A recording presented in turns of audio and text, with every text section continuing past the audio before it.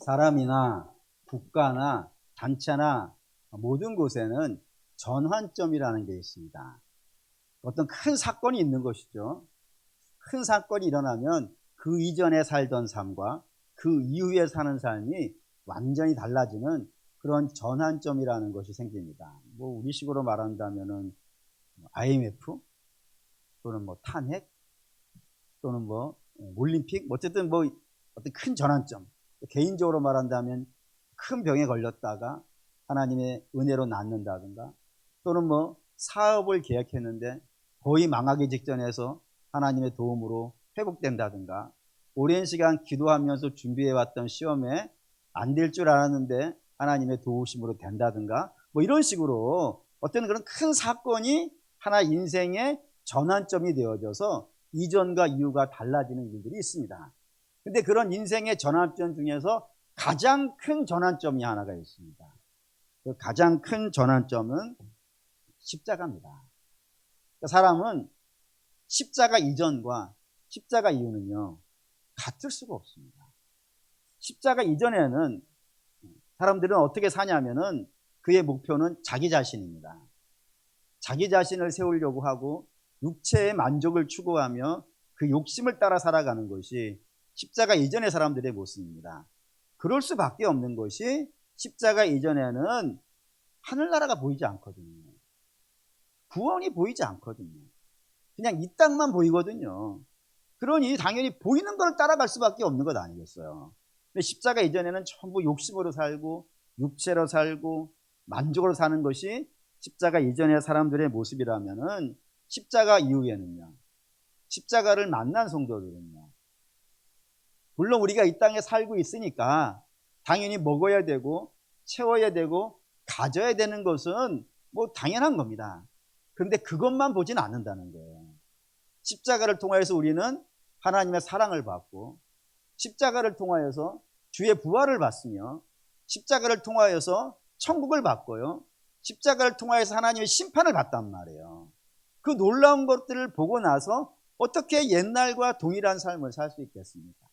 예전에 영화 하나 기억나는 것 중에 찰턴 헤스턴이라고 하는 배우가 출연했던 10개라는 영화가 있습니다. 그 10개가에서 찰턴 헤스턴이 모세라는 역할을 했었는데, 기자가 나중에 인터뷰할 때 물었다는 것 아니겠어요. 당신이 모세의 역할을 하고 달라진 것이 있습니까? 했을 때 모세의 역할을 하고 어떻게 안 달라질 수가 있겠냐고. 모세의 역할을 한 것만으로도 그 정도라면은 십자가를 만나고 나서는요, 그의 인생이 어떻게 옛날과 동일할 수 있겠습니까? 달라질 수밖에 없고, 특별히 그 십자가를 통하여서 우리 주님이 다시 오신다고 하는, 그 하늘에 오르셨던 주님이 다시 오신다고 하는 그 이유를 알게 되어진다면요, 어떻게 그것을 옛날과 똑같이 살 수 있겠습니까? 당연히 주님의 재림을 안다라고 한다면은 지금 우리가 살고 있는 삶은요, 주님을 기다리는 삶이 될 수밖에 없는 것 아니겠어요? 네. 그렇죠? 네.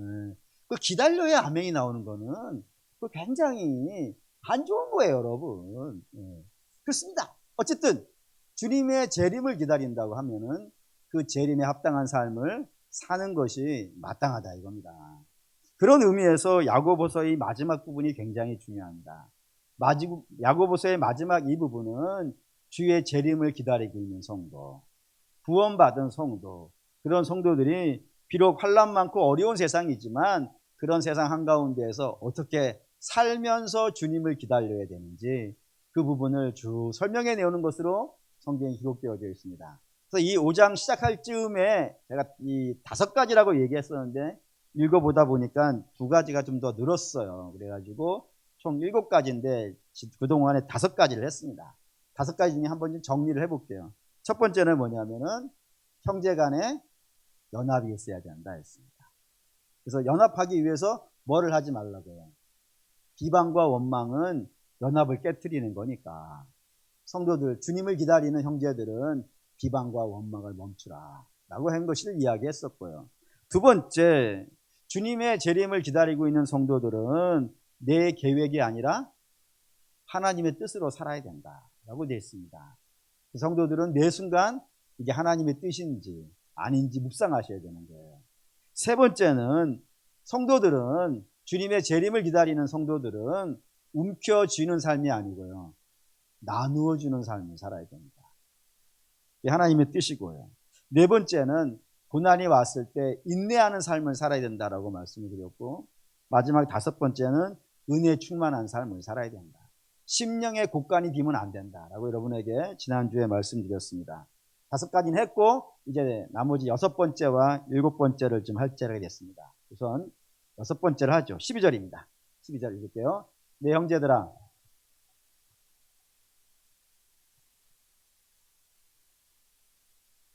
오직 너희가 그렇다고 생각하는 것은 그렇다 하고 아니라 생각하는 것은 아니라 하여 정죄받음을 면하라 했습니다. 맹세하지 말라고 했습니다.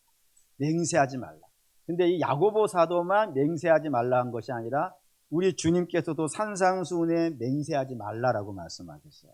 왜 주님도 그렇고 사도도 그렇고 성도에게 맹세하지 말라고 이야기하실까요? 이 맹세가 가지고 있는 굉장히 중요한 이야기가 두 가지가 있기 때문입니다. 그 첫 번째는 맹세를 사람이 하려면은 내가 지금 생각하고 있는 것에 대해서 확신이 있어야겠습니까? 없어야겠습니까? 확신이 있어야겠죠. 그것도 얼마만큼의 확신이 있으면 맹세를 할 수 있을까요? 굉장히 확신할 수 있어야죠. 지나치게 확신할 수 있을 때 이 맹세라는 걸 합니다.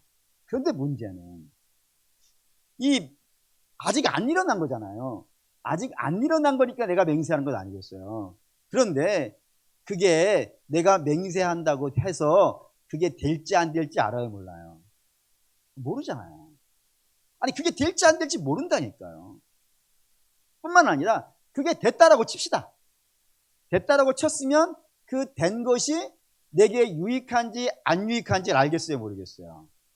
그것도 모르죠. 어쩌면 내가 굉장히 오랫동안 간절히 기도하고 소망한 건데 그게 돼가지고 망할 수도 있는 것 아니겠어요? 그런 일이 있단 말이에요.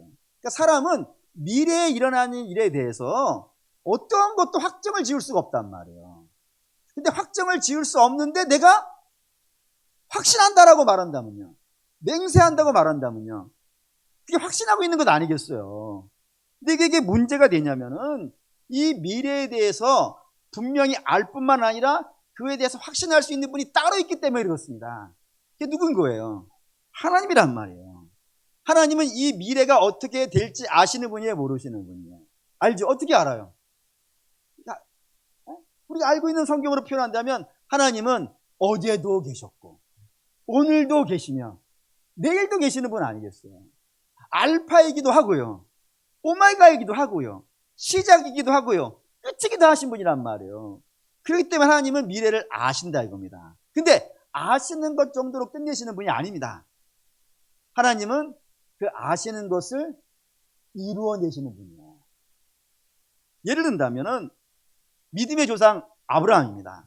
근데 아브라함은 처음부터 아브라함이 아닙니다. 근데 원래 아브람입니다. 아브람이라는 것은 그냥 아버지라는 뜻인데, 큰아버지라는 뜻인데 그냥 그 정도의 개념이 아니고 아브라함은 우상숭배자입니다. 그의 대대손손 우상을 만들어서 팔던 자의 가문의 아들이에요. 그런 자가 어떻게 믿음의 조상이 됩니까? 하나님이 그에게 나타나지 않으셨다면요, 그게 가당키나 하겠습니까? 뿐만 아니라 하나님이 아브라함에게 말씀하시죠. 뭐라고? 내가 너를 아브라함으로 만들겠다고. 그리고 그 아브라함을 실제로 만들어내신 거란 말이에요. 하나님은 그 아브라함의 미래를 아시고 그 미래를 완성시키시는 그런 분이라 이겁니다. 그렇게 그런 분이니까 맹세할 수 있겠죠. 그래서 주께서 항상 아브라함에게 내 삶을 두고 맹세하니 이렇게 말씀하신단 말이에요. 그렇게 하실 수 있는 분이라고요, 하나님은. 이거 다윗도 마찬가지예요. 다윗은 목동입니다. 그가 목동인데 왕이 될 수 있는 사람이 아니에요. 왜냐하면 이스라엘의 왕은 가문이 달라요. 어떤 가문이에요? 베냐민 가문이에요. 우리 식으로 말한다면 뭐쯤 될까? 채씨. 왜 채씨인지는 여러분들이 나중에 물어보세요, 앞에 있는 게. 그리고 왕 가문은 박씨. 모르시겠으면 물어보면 되는 거예요. 왕이 될 수 있는 가문이 아니에요. 뿐만 아니라 그는 왕이 되는 데 있어서 앞에 장애물들이 너무 많았어요. 얼마나 많았냐면은 다윗이 이렇게 고백했어요. 나를 둘러싼 자들이, 나를 원수로 삼은 자들이 천만인이라고요. 그러니까 다윗은 그걸 다 뚫어야 왕이 되는 거예요. 사울을 뚫어야 되고 블레셋을 뚫어야 되고 원수들 하나하나를 다 뚫어내야 비로소 왕이 될 수 있는데, 그게 어떻게 왕이 되게 있어요? 본인의 힘으로. 그것도 목동이고 2세의 그 가난한 집의 막내 아들인데, 8번째 아들인데 불가능하단 말입니다. 근데 그런 목동, 아무것도 아닌 목동을 하나님이 기름 부어서 왕으로 세우신단 말이에요. 그런데 기름 부어서 왕이 됐지만 그가 실제로 보좌에 오른 건 아니라고요. 하나님이 그와 동행하시면서 그의 모든 적들을 다 물리치시고 결국에는요, 그가 약속하신 대로, 하나님이 약속하신 대로 왕을 세우신단 말입니다. 그렇기 때문에 하나님이 이렇게 말씀하세요. 내 삶을 두고 맹세하노니. 그러니까 맹세라는 거 누가 하는 거예요? 하나님만 할 수 있는 거예요. 모든 걸 알고 계시고 모든 걸 이루어내실 수 있는 분이니까 맹세를 할 수 있는 것이지, 우리는 모든 걸 알지도 못하고 이루어낼 수도 없는 자가 맹세를 한다는 것은요, 하나님의 자리에 피조물이 올라가려는 것 아니겠습니까? 그러니 그건 교만이 되는 거예요. 하지 말라 이겁니다. 뿐만 아니라. 예. 두 번째, 맹세하지 말라는 중요한 이유는, 맹세를 하려고 그러면 사실 배팅을 걸어야 돼요. 뭐를 걸어야 맹세가 되지 않겠어요. 그런데 그 거는 건 누구 거를 걸어야 돼요, 여러분? 누구 거를 겁니까? 내 거를 걸어야죠. 네. 어저께 제가 취임 예배를 가서 번면을 하는데, 번면하고 나서 김미지 목사님께서 이야기하신 게 기억에 남는 게 있어요. 한 23명 정도의 교인이 전교인이래, 어린이까지. 근데 아멘을 그렇게 잘하는 거예요. 우리는 그보다 10배는 되는 것 같은데. 네. 곤란합니다, 여러분. 곤란합니다. 네, 앞으로 점검하도록 하겠습니다. 네. 어쨌든 배팅을 걸려면은 누구 거를 걸어야 돼요? 내 거를 걸어야지. 남의 거를 갖다 걸면 안 되잖아요. 네? 옆에 있는 분, 좀 내놔봐 해가지고 배팅 걸면 안 되는 거예요, 여러분. 그건 쪽박 차는 거예요. 내 거를 걸어야 돼요. 자, 그러면 우리 게 뭐가 있습니까? 이거 한번 성경 읽을까요? 마태복음 5장 34절에서 36절 읽겠습니다.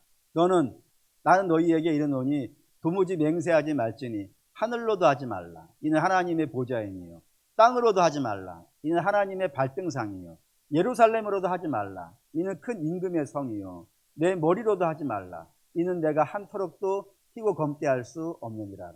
사람 이런 걸로 건다고요. 하늘로 걸고 땅으로 걸고 예루살렘으로 걸고 자기의 몸을 건다고요. 근데 이게 다 네 거냐 이거예요. 네 게 아니잖아요. 전부 누구 거라는 거예요? 하나님 거라고. 그렇지 않습니까? 사실 우리가 갖고 있는 게 하나님이 주시지 않고 받을 수 있는 게 있습니까? 생명을 우리가 만들어낼 수 있는 게 아니잖아요. 우리가 가정을 우리가 만들어낸 거 아니잖아요. 하나님이 짝지으신 거라고 했단 말이에요. 오늘 우리 귀한 아기 왔지만 아기를 갖고 싶다고 내 마음대로 가질 수 있습니까? 생명 하나님이 주시는 거 아니겠어요? 재물은 어떻게 했어요? 그게 우리 겁니까? 하나님이 오늘 밤 우리의 생명을 걷어가시면 그 재물 누구 거 되겠습니까? 우리는 우리 거라고 할 수 있는 게 없어요. 우리 거라고 하는 것이 없고 전부 누구 거인 거예요? 하나님 거라고요. 하나님 거를 가지고 어떻게 써야 됩니까, 여러분? 하나님의 영광에 맞춰 써야 되는 것이, 하나님이 당신의 뜻에 맞게 쓰라고 주신 거란 말이에요. 근데 그걸 가지고 배팅을 한단 말이에요, 지금. 그거는 하나님 거니까 배팅을 건다면 하나님이 거셔야지. 근데 하나님이 것인데 내가 거른다는 것은 나를 뭘로 삼는 거예요? 하나님 삼는 거라니까요. 하나님 맹세하지 말라고 하는 이유는, 너는 맹세를 할 수 있는 사람이 아니야. 너는 아담이야, 아담. 아담은 하나님 말씀에 충성하여서 그 에덴을 지키는 자여야지. 왜 그걸 선악과를 따? 그 너희가 맡긴 일이 아니야. 너는 네가 맡은 일을 하면 되는 거야 라는 것인데, 아담이 그거를 분에 넘치게 하나님이 되려고 했기 때문에 망한 것 아니겠어요?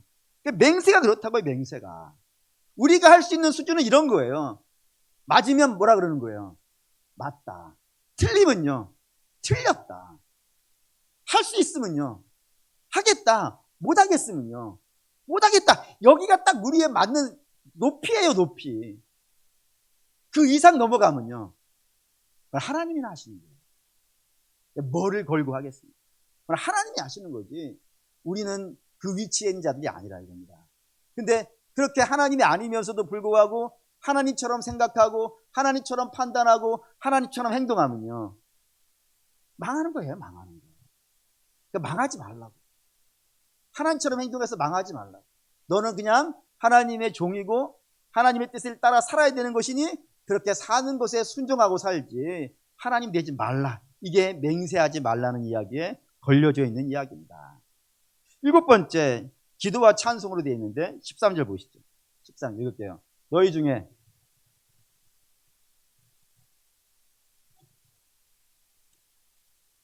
네. 우리가 알다시피 우리가 살고 있는 곳은 에덴이 아닙니다. 에덴이 아니기 때문에 어떤 일이 벌어지겠어요? 이 땅에서는 어려움이 생깁니다. 근데 그 어려움이라는 것이 물론 내가 잘못해가지고 생길 수도 있습니다. 그런데 여러분, 잘못하지 않아도 우리가 믿음을 따라와도 어려움이 생길 수 있습니다. 그리고 성경은 이런 이야기를 꽤 많이 합니다. 예를 들어서 이스라엘이 애굽에서 출애굽을 합니다. 출애굽을 할 때 뭐를 따라 나왔나요? 이스라엘이 출애굽을 할 때 뭘 따라 나왔냐면 불기둥과 구름기둥을 따라 나왔습니다. 다시 말해서 믿음으로 나온 겁니다. 믿음을 따라 나온 겁니다. 근데 믿음을 따라 나왔더니 저들 앞에 있는 현실은 뭐였어요? 광야였어요. 가나안이 아니었습니다. 가나안은 그 뒤로 40년 뒤에 들어갈 것이에요. 40년 동안 그들이 만나야 되는 것은 광야였습니다. 굉장히 힘든 길. 우리 흔히 말해서 산무의 땅이라고 되어 있는, 양식 없고 물 없고 쉴 곳 없는 것. 또 세 가지가 있는 땅. 뜨겁고 춥고 해충이 있고 적들이 있는 땅. 삼무와 삼유가 있는 그런 땅을 40년간을 걸어가는 거예요. 믿음을 따라 나와서 만난 현실이에요. 이건 또 다른 이야기는 이렇게 등장합니다. 한 여인이 있었고 그 여인이 시어머니를 따라서 자기의 동족을 버리고 베들레헴으로 옵니다. 그때 그가 한 말이 하나가 있어요. 그게 뭐냐면 어머니의 나라가 내 나라이고 어머니의 하나님이 내 하나님이라고. 룻입니다. 룻이 뭘 따라 나온 거예요? 믿음을 따라 나왔어요. 그래서 가나안에 적과 꿀이 흐르는 땅에 들어왔다고요. 그리고 그가 만난 현실은요, 거지입니다. 누가 룻을 위해서 집 지어 놓지 않았고 누가 룻을 위해서 밭 깔아 놓지 않았어요. 누가 룻을 위해서 일터도 준비해 놓지 않았어요. 그는 그냥 갔는데 일거리도 없고 불러주는 이도 없으니까 짐승처럼 그 밭 추수하고 떨어진 곡식들을 주워다가 그 어머니와 먹는 거지의 삶을 삽니다. 그런 일이 있더라고요, 여러분. 예수님도 마찬가지입니다. 예수님은 하늘의 보좌를 가지고 계신 하나님이십니다. 그분이 아버지의 뜻을 이 땅에 이루시기 위하여서 육신을 입고 이 땅에 오신 거예요. 그 백성들을 구하러 오신 겁니다. 그럼 그 백성들은 어떻게 그 주를 맞이해야 됩니까? 환영해야 되겠죠. 두 손 들고 환영하는 것이 마땅합니다. 그런데 그 백성들은 영접하지 않았습니다. 영접하지 않았을 뿐만 아니라 그를 조롱하였고 그를 멸시하였고 그를 때렸고 그에게 침뱉었으며 그를 죽였습니다. 믿음을 따라와서 하나님 뜻을 이루시기 위해서 오셔가지고 그런 일을 당할 수 있다는 거예요. 어디에서요? 이 땅에서. 주도 그런 일을 당하는데 우리가 이 땅에서 믿음으로 살아간다고 하여서 매사에 좋고 매사에 잘 되고 그러지는요 않습니다. 어쩌면은 믿음으로 살기 때문에 더 어려운 일을 만날 수도 있을지 모르겠어요. 왜냐하면 사단이 있죠. 사단은 뭐 하려 하냐면 공격하는 자인데 누구를 공격하겠습니까, 여러분? 불신자를 공격하겠습니까? 불신자는 사단이 수긍할 필요가 없습니다. 내버려 두면 알아서 망할 거니까. 사단의 공격 타겟은 성도일 수밖에 없어요. 그것도 믿음이 좋으면 좋을수록 더 타겟을 갖고 공격을 해와요. 그러니 어렵죠. 믿음을 따라 나온다는 건 만만치 않습니다. 그런 일을 만난다고요. 그러니까 이 세상에 있는 동안에는 믿음을 따라 나와도 어려움을 만날 때가 있어요. 근데 믿음을 따라 나와서 어려움을 만나게 되어지면 적지 않은 분들이 실망합니다. 그래서 실망할 때 모습을 글자로 이렇게 쓰죠. OTL이라고. 혹시 들어보셨습니까? 저게 OTL이 영어 글자인데 사실은 그냥 영어 글자를 쓰는 것이 아니라 그림을 글자로 만든 겁니다. 그림은 이겁니다. 사람이 좌절해 있는 모습을 글자로 만든 것이 OTL이라고 하는 거예요. 그런데 얼마나 실망되면 털썩 주저앉아가지고 실망하고 있겠어요. 근데 여러분 여기에서 하나 주목하셔야 되는 것은 성도도 저렇게 절망할 수 있을까요? 라는 겁니다. 성도도 그럴 수 있을까? 물론 마음 아프고 속상하고 그럴 수 있습니다. 근데 저렇게 좌절할 수 있겠냐는 말이에요. 그럴 수 없다 이겁니다. 왜 없을까요? 우리에게는 굉장히 중요한 무기가 하나 있겠습니다. 그 무기가 무엇이냐면 기도입니다, 여러분. 기도라는 거는 그 단어가 세 가지 뜻을 가지고 있다고 되어 있어요. 어떤 뜻이냐면 첫 번째는 엎드린다는 뜻이 있습니다. 기도는 엎드린다는 겁니다. 이 엎드린다는 게 무슨 의미냐면 이때까지는요 어떤 문제를 만났어요. 근데 그 문제를 해결할 능력이 우리에게 없는 겁니다. 그럼 엎드리게 되잖아요. 좌절하잖아요. 그때 좌절은 어디에서 하는 좌절이에요? 문제 앞에서 하는 좌절이에요. 그런데 우리는 이제 십자가로 말미암아 하나님의 자녀가 된 사람들 아니겠습니까? 그럼 우리는 어디 가서 엎드리는 거예요? 문제 앞이 아닌 거예요. 우리 하나님 앞에 가서 엎드리는 거예요. 그 문제를 가지고 하나님 앞에 가서 엎드린다니까요. 그런 사람들인 거예요. 여러분 기도한다는 것은 내게는 답이 없습니다. 하나님만이 나의 답이시니 하나님 나를 도와주십시오라고 하면서 하나님 앞에 엎드리는 행동을 기도한다 그러는 거예요. 두 번째, 기도한다는 뜻에는 중재한다라는 뜻이 있습니다. 아니 목사님 기도하고 중재하고 어떻게 연결됩니까 하시겠지만 이런 겁니다. 우리가 하나님을 알지 못할 때는 그때 문제가 있잖아요. 문제가. 근데 그 문제를 누가 만나요? 질문이 어려워졌습니까? 문제가 있단 말이에요. 내가 하나님 몰라. 십자가를 몰라요. 그러면 그 문제를 누가 만나냐면 내가 만나는 거예요. 내가. 근데 그 문제가 커요 작아요? 크죠. 아니 문제는 작으면 문제라고 하지 않아요. 문제가 크기 때문에 문제라 그러는 거예요. 나보다. 그래서 그 앞에 짓눌려 가지고 쓰러지는 것 아니겠어요. 그런데 여러분 우리는 누구라고요? 성도이고 우리는 십자가를 아는 자들이고 주의 보혈로 거듭나인 자인 줄 믿습니다. 그럼 우리는 누구가 있는 거예요? 하나님이 있는 거예요. 그러면 우리는 문제를 가지고 우리가 직접 만나는 게 아니라 문제를 가지고 어디를 가는 거예요? 하나님 앞에 간다. 그래서 문제하고 하나님이 만나는 거예요. 그럼 어느 게 크겠어요? 문제는 달라지지 않았습니다. 문제는 똑같습니다. 근데 이 크다 작다라고 하는 것은 굉장히 상대적인 개념이에요. 그러니까 나보다 크기 때문에 크고 보이는 것이고 하나님보다 작기 때문에 작다 그러는 거예요. 이거 잘한 사람이 하나가 있습니다. 누구냐면 다윗인데 다윗의 이야기 중에 우리 모두가 다 알고 있는 골리앗 사건. 여러분 골리앗이 커요 작아요? 뭐에 비해서 커요? 다윗에 비해서 커요. 그러면 다윗은 그 앞에서 어떻게 해야 돼요? 쫄아야지.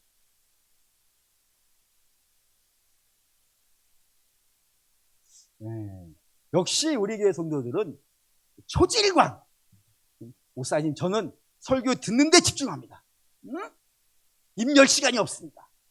그거잖아요. 괜찮아요. 이제 더 결심했어요. 도저히 갈랍니다. 네? 그쵸? 다윗보다 크단 말이에요. 근데 그 앞에서 쫄지 않는 거야. 왜요? 그치? 하나님이 그 뒤에 있는 거예요. 그러니까 다윗은 골리앗을 보고 있는 것이 아니라 골리앗보다 크신 하나님 보고 있는 거예요. 그래서 하나님과 골리앗이 만나는 거예요, 지금. 여러분, 기도라는 건 뭐냐면 내가 문제를 만날 힘이 없단 말이에요. 그렇기 때문에 그 문제를 하나님께 가져가는 거예요, 하나님께. 하나님이 만나주세요. 하나님이 잡으시니까 하나님 만나주세요 하고 하나님과 문제를 붙여버린 거란 말이에요. 그럼 하나님 어떻게 하시겠습니까? 당연히 그 문제를 다루실 겁니다. 세 번째 뜻이 있습니다. 세 번째는 호소한다라는 뜻이 있어요. 우리가 가장 잘 아는 의미일 겁니다. 내게 답이 없으니까 하나님께 답을 달라고 하는 거예요. 그러면 하나님은 아들을 주신 분 아니겠습니까? 아들을 주셨는데 다른 건요? 왜 안 주시겠어요? 그래서 하나님은 답을 세 가지로 하신다고 되어 있어요. 첫 번째는 그 답이 내가 기도한 호소가 당장 들어줘야 될 것이라면요, 바로 응답하실 겁니다. 그런데 좀 기다려야 되는 것들이 있어요. 지금은 하나님의 때가 아직 안 됐기 때문에 조금 인내하면서 기다리라고 하실 때가 있단 말이에요. 그때는 좀 미루실 겁니다. 그런데 어떤 것들은 하나님 보시기에 우리에게 있으면 안 되는 게 있어요. 안 되는 게 있어요. 그게 우리를 망칠 수 있어요. 어떻게 하겠습니까? 거절합니다. 사랑하는 믿음의 성도 여러분, 여러분이 오래 기다렸고 오래 기도했으며 열심을 다했는데도 불구하고 안 됐을 경우에는 여러분 절망하지 말고 판단하셔야 돼요. 그때부터는 절망하지 마시고 판단하셔야 돼요. 뭐를 판단하냐면 더 인내하면서 기다려야 될지 아니면 내려놓아야 될지 판단하셔야 됩니다. 그건 제가 어떻게 말씀드릴 수 있는 게 아니고 여러분이 기도하시면서 판단하십시오. 더 기다려야 될지 포기해야 될지 내려놓아야 될지. 더 기다려야 될 것으로 판단되어진다면 인내하면서 기다리는 겁니다. 그런데 하나님의 뜻이 아니라는 것이 나타난다면 여러분 겁내지 말고 염려하지 말고 내려놓으십시오. 왜냐하면 하나님께서 하나의 문을 닫으셨을 때는요, 다른 문을 여십니다. 근데 그 문이 더 좋은 문입니다. 그러니까 염려하지 마시고, 이거 내려오면 내가 손해인데 염려하지 마시고 내려놓으십시오. 그렇게 하는 것이 더 맞다 이겁니다. 그러기 위해서 뭐 하는 거예요? 기도하는 거예요. 문제를 만나면. 그런데 우리의 삶에는 어려움만이 위험한 게 아닙니다. 제가 볼 때는 어려움보다 더 위험한 게 있습니다. 그게 뭘까요? 잘 되는 겁니다. 목사님, 잘 되는 건 좋은 거 아닙니까? 예, 좋은 거 맞습니다. 근데 의외로 잘 되는 것이 굉장히 위험합니다. 얼마나 위험한지 한번 볼까요? 고린도전서 10장 2절 보시죠. 10장 12절 읽겠습니다. 그런즉 선질로 생각하는 자는 넘어질까 조심하라 했습니다. 여러분 넘어지는 것은 누가 넘어질 수 있어요? 넘어진 자는 넘어질 수 없어요. 선자가 넘어지는 거예요. 섰다는 건 당연히 잘 됐다는 것 아니겠습니까? 잘된 자들이 왜 넘어질까 염려하러 가냐면 잘된 자 중에 적지 않은 자들이 그 잘됨으로 말미암아 자기의 신분을 잊어버려요. 자기가 대단한 줄 알아요. 그래서 분에 넘치는 행동을 한다 이겁니다. 예를 든다면 모세가 들어요. 모세라는 사람은 우리가 간단하게 볼 수 있는 사람이 아닙니다. 모세는 대제사장이 할 수 없는 일을 한 사람이에요. 뭐를 하냐면 대제사장만이 할 수 있는 게 있어요. 이스라엘 전체에서 대제사장만이 할 수 있는 것이 지성소 들어가는 겁니다. 근데 그 지성소를 1년에 하루만 들어갑니다. 하루에 예배 한 번, 대속죄일 예배가 있을 때 4번을 왔다 갔다 하게 돼 있어요. 요것만 할 수 있어요. 대제사장만. 근데 모세는 지성소를 365일 들어갑니다. 그것도 아침, 점심, 저녁으로 들어갈 수 있어요. 시도 때도 없이 들어갈 수 있어요. 이런 권세를 받은 사람은 구약에는 없습니다. 신약에는 좀 많습니다. 신약에는 누가 할 수 있어요? 예수의 피로 거듭난 주의 백성들은 아무 때나 들어갈 수 있어요. 저와 여러분이 그런 권세를 받았는데 구약에는 그런 사람이 없단 말이에요. 그러니까 모세 대단한 사람이에요. 근데 그 사람에게 이런 일이 있었습니다. 광야를 지나는데 물이 떨어졌어요. 물이 떨어지자 이스라엘이 분노하기 시작했습니다. 돌로 쳐 죽이려고 한 거예요, 모세를. 이제 모세가 하나님께 기도합니다. 하나님, 이거 어떻게 합니까? 도와주십시오 했더니 하나님께서 반석에게 명하여 물을 내라고 하신 거예요. 잘 기억합시다. 반석에게 명하여 물을 내라고. 이것만 하셨어요. 그러면 이제 이 말은 누가 들었을까요? 모세가 들었죠. 다른 백성들은요, 못 들었어요. 여러분, 그러면 모세만 알고 있는 거예요, 지금. 권세죠, 이거. 아니, 요즘 그렇잖아요. 정보를 가지고 있느냐 안 가지고 있느냐가 힘 아니에요. 네. 그냥 넘어갑시다. 권세를 가지고 있는 게 힘이에요. 모세만 정보를 가지고 있다니까. 그것도 틀린 정보가 아니라 정확한 정보, 하나님이 주시는 정보를 모세만 가지고 있다고요. 근데 하나님은 모세에게 바위에게 명하여 물을 내라고만 하셨단 말이에요. 근데 모세는 이거에 넘치게 행동을 하는 거예요. 뭐라 하냐면 백성들을 꾸짖었어요. 백성들을 꾸짖는 건 하나님이 하시는 겁니다. 근데 모세가 꾸짖었어요. 뿐만 아니라 반석에게 명하라 그랬는데 반석을 지팡이로 두들겼다고요. 2번이나. 그래서 하나님께서 모세에게 이렇게 말씀하세요. 민수기 20장 12절 있습니다. 여호와께서 모세와 아론에게 이르시되 너희가 나를 믿지 아니하고 이스라엘 자손의 목전에서 내 거룩함을 나타내지 아니한 고로 너희는 이 회중을 내가 그들에게 준 땅으로 인도하여 드리지 못하리라 하시니라라고. 모세가 가나안 못 들어가는 이유가 되어버렸다고요. 그게 네가 하나님을 드러내야 되는데 왜 너의 분노를 드러내며, 넌 하나님의 말씀을 드러내라 그랬는데 왜 반석을 두들겨. 근데 그걸 모세가 안 들었으면요 안 했을 거 아니겠어요. 근데 들어가지고 자기가 알았는데 그것으로 말미암아 그런 일을 저지르더라 이겁니다. 근데 이게 모세만 그런 게 아니라 다윗도 그래요. 다윗이 왕이 됐어요. 수많은 전쟁에서 이겼어요. 그래서 전쟁에서 이길 때마다 수많은 전리품들을 가지고 왔을 것 아니겠습니까? 그러니까 이스라엘이 어떻게 됐겠습니까? 풍성해졌죠. 풍성해지니까 백성들이 많이 늘어났겠죠. 그러자 다윗이 백성을 세라 그런 겁니다. 이걸 하나님이 굉장히 싫어하셨어요.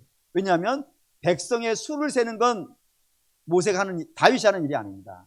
누가 하는 일이에요? 하나님이 하는 거예요. 왜 하나님이 하는 일이에요? 그걸 크게 하신 분이 하나님이기 때문에 그래요. 하나님이 하신 일이니까 하나님이 세는 거란 말이에요. 다윗은 수를 세라고 왕된 것이 아니라 하나님의 백성을 지키라고 센 거지. 왕이 된 것이지. 내가 이런 사람입니다 라는 걸 확인하라고 세운 자가 아니란 말이에요. 그런데 그 일을 저지른 거예요. 하나님께서 왕하라 그랬더니 지가 하나님 하려 그러니까요. 하나님께 다윗을 불러가지고 심판하셨단 말이에요. 아주 무서운 심판을 내린 걸 성경에 기록하고 있다 이겁니다. 그럼 이게 우리가 주목돼야 되는 것은, 좀 더 구체적인 예를 든다면은 이 시대 목사님들이 언제 잘못하던가요? 예. 제가 목사이고 제 주변에도 많은 목사님이 있기 때문에 배처럼 많이 보지만 목사님들이 가장 잘못할 때는 언제냐면 잘 됐을 때입니다. 잘 됐을 때. 그래서 성도가 많이 늘어난 거예요. 재정도 엄청나게 된 거예요. 유명해진 거예요. 그러면 그게 자기의 공인 줄 알아요. 내가 잘해서 그런 거라. 내가 없었으면 이렇게 됐겠냐고. 이런 마음 뒤로 간단 말이에요. 근데 여러분, 제가 좀 설교도 하고 좀 많이 고민도 하고 얻은 결론이 하나가 있습니다. 그게 뭐냐면은, 저는 제가 군산에 있을 때 제가 대단한 사람인 줄 알았어요. 군산에서 가장 큰 청년부를 제가 하고 있었으니까. 저는 제가 대단한 사람인 줄 알았어요. 그런데 어느 날 감이 딱 오대요. 하나님이 하셨기 때문에 그게 된 거지. 하나님이 지팡이를 들어서 쓰시면 지팡이도 되지 않겠습니까? 설교 때도 마찬가지인 것 같아요. 어저께 권면하는데 지난 주간 내내 묵상하면서 얻은 결론이 하나가 있어요. 그게 뭐냐면, 아무리 말을 못하는 사람이 대단치 않은 지식을 갖고서 설교를 하더라도 주의 성령이 역사하시면 능력이 나타나겠습니까? 안 나타나겠습니까? 나타나죠. 반면에 많이 알아요. 그리고 말주변도 굉장히 수려해요. 그런데 성령이 도와주시지 않으면 그 설교가 되겠습니까? 안 되겠습니까? 안 되죠. 그러면 교회가 된 거는 뭐 때문인 거예요? 하나님 때문 아니겠어요. 근데 그게 마치 내가 수고하고 내가 애쓰고 내가 기도하고 내가 열심 내서 내가 했다고 하는 그 순간에 교회는 다 무너지는 거예요, 여러분. 지금이 그런 것 아니겠습니까? 왜 이 시대에 큰 교회 목사님들이 다 시험에 걸리고 넘어지고 하는 일들이 발생돼요? 자기가 한 일이 아닌데 자기가 한 것처럼 나타나기 때문에 그래요. 성도들도 그 목사님이 없으면 교회가 망하는데 이런 생각 가지니까 그런데요. 여러분 그런 마음 갖지 마시라 이거. 물론 우리 교회 참 고맙게도 그 정도가 안 된 게 좀 감사한가? 그러면 안 되는데. 어쨌든 여러분 우리가 그런 마음 가져야 돼요. 이 잘되고 못되고는 뭐 교회뿐만 아니라 여러분들의 개인도 마찬가지예요. 잘되고 못되고는 우리의 주관에 있는 게 아닙니다. 우리에게는 뭐만 주어져 있냐면 열심만 있는 거예요. 주어진 것에 충성만 있는 거예요. 그것에 지난 게 아니란 말입니다. 지나서 내가 마치 무엇인지 할 수 있는 것처럼 하면 안 된다고요. 그 때문에 잘 됐을 때 굉장히 조심하셔야 돼요, 여러분. 저를 포함해서 잘 됐을 경우에 굉장히 조심하셔야 돼요. 그래서 잘 됐을 경우에 어떻게 하라고 되어 있는 겁니까? 찬송하라고. 이 찬송하라는 건 노래 부르라는 얘기가 아닙니다. 그 정도로 작은 의미가 아니에요. 찬송이라는 것은 무엇이냐면 모든 영광은 하나님께 찬송입니다. 나의 나된 것은 주의 은혜라. 그게 찬송이라고요. 그래서 내가 잘 됐을 경우에 내가 원하든 원치 않든 난 높아질 수밖에 없단 말이에요. 높아졌을 때 그 높은 자리에서 내려오십시오. 높은 자리에서 내려오십시오. 우리가 있어야 될 자는 높은 자리가 아니라 저 말석 끝입니다. 말석 끝에서 주의 영광을 위해서 말없이 충성하고 있는 것. 거기가 우리의 자리이지. 그렇게 내려와서 자기를 저 주께 복종시켜서 가장 낮은 자리에서 주만 바라보며 충성하는 게 그게 찬송이라 이거예요. 그걸 놓치고 내가 영광 받으려고 하는 그 순간에요. 망합니다. 오늘 결론 되겠습니다. 왜 맹세하지 말라 하고, 또 왜 어려움 만났을 때 기도하라 하고, 왜 잘 됐을 때 찬송하라고 합니까? 우리는 하나님이 아닙니다. 하나님이 아니고 우리는 피조물입니다. 그리고 우리는 맹세할 것이 없고 충성할 것이 있으며 좌절할 것이 없고 기도할 것이 있으며 높은 자리에 있을 것이 아니라 낮은 자리에 갈 것만 있어요. 그걸 하고 있을 때, 그렇게 살아가고 있을 때 우리 주님 준비하고 기다리는 것입니다. 그리고 사랑하는 믿음의 성도 여러분, 바라고 원하는데 우리가 그런 삶 살기를 원합니다. 하나님처럼 판단하지 마십시오. 스스로 결정하지 마시고 스스로 결론 내리지 마시고 오히려 하나님의 종이니까 주의 앞에 엎드려서 어려우면 기도하시고 잘 되면 찬송하시는 저와 여러분 되시기를 주의 이름으로 축원합니다. 아멘.